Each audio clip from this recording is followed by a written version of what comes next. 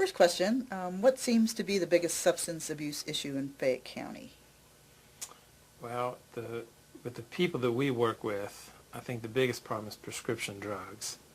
A lot of the folks that we have working in the West Virginia Works program and the TNF program, a lot of the issues that they have with people not being able to find a job or losing a job or not being able to keep appointments, and a lot of that goes back to some of the prescription drugs that they're taking and maybe over-medicating themselves at times. Same thing in Child Protective Services.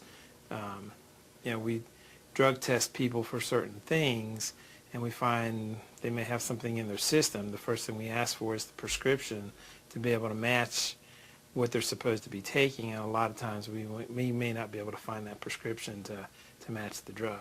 But we still run into marijuana, cocaine. There's still big issues. But it seems that you still think that the I think prescription... prescriptions is the biggest problem that we're having. What or why do you think residents are using? It seems to be on the rise. Do you have any idea of why people might be using more and more? I don't know. Just talking to my staff, the number of people that are on medications for different kinds of illnesses, for all kinds of different problems and things like that, it amazes me how many people are taking some kind of a drug. I mean, I take blood pressure medicine and cholesterol medicine, and I only take two, and some people are taking all kinds of things for depression, neuropathy, back pain. I mean, it's just constant. Now, obviously, most of those people are doing it under the prescribed measures and are working and and doing that, which is what drugs are intended for. But I think the problem is it's so easy to get that relief of pain that you start taking it and it makes you feel better. And then even when the pain is gone, I think you continue to feel that need to feel better again, and it just kind of gets out of hand after a while. And the next thing you know, you're buying them from people off the street or borrowing them from your neighbors or wherever you can get them. And I think I don't think people intentionally start going down that road, but I think it just continues to go on and on and on. I remember my wife had to go to the hospital a couple of months ago. She was having sciatic pain and back pain and all this.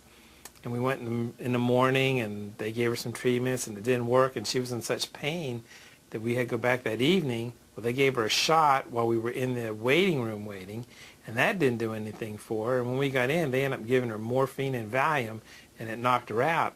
And I kept thinking, morphine and I would have thought one of the two, but the doctor said the amount of pain that she was in, it would probably take both of them to relax her and to put her to sleep. And it did. It worked. It got rid of the pain.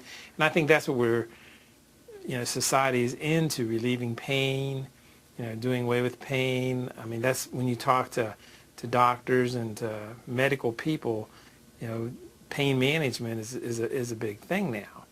But I just wonder if it's kind of gotten out of hand a little bit, and we don't know when to stop it or reel it in. Or, when I grew up, I'm Catholic. When I grew up in the Catholic Church, if you were in pain, they said suffer. Right. What do you think communities or organizations can do to help get rid of this problem or make some changes? Well, I definitely think there's an educational factor that needs to happen to let people know what some of the problems are that are caused by substance abuse and how that affects the community. I mean, it affects everything. It affects the economics of the region. It affects people being able to get jobs, employers coming in. A lot of employers that we work with, are used to dealing with people, losing their jobs because, they can't come to work because they were out partying all night or they've been taking drugs or something like that. And it's just a constant turnover for them. But that affects everything. And I think the more we can help instruct people about that, I think that might help a little bit. I think there needs to be more enforcement of laws. I don't know how we go about doing that, because it's just, I mean, we don't have the manpower or the dollars to be able to enforce as much as probably needs to be done. There's just so many resources to go around. But we run into that constantly with drug testing.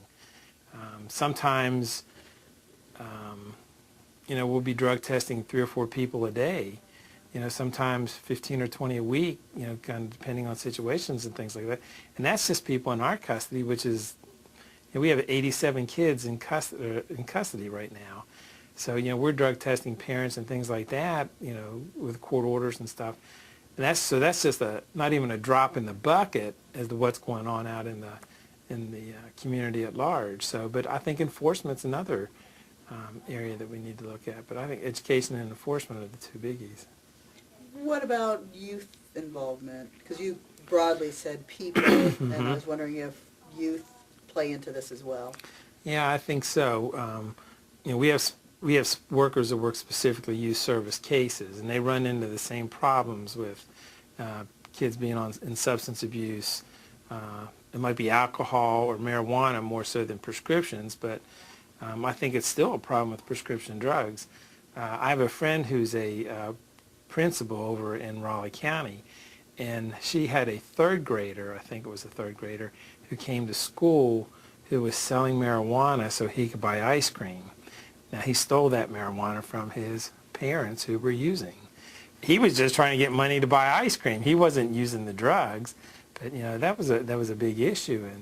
And I think you hear more and more of those kinds of things about kids stealing things from their parents and taking them to school.